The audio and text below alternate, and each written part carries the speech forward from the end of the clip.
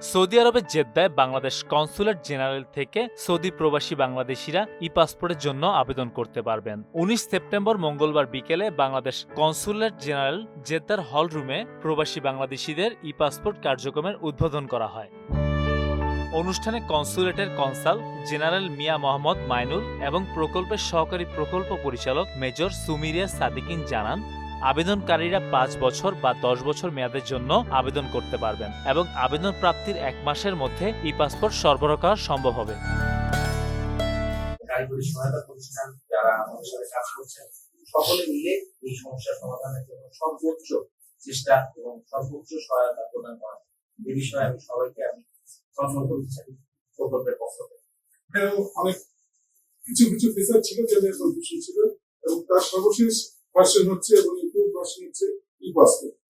একজন ফাইনালি যদি একটা ই পাসপোর্ট থাকে তাহলে তার ইমেজটাও ইমপ্রুভ হয়। সেখানে ই পাসপোর্ট গুলোতে আজকে করতে পারছি যেটাই আমাদের কনসুলেটে, এটা অবশ্যই আমাদের জন্য একটা গর্বের বিষয়।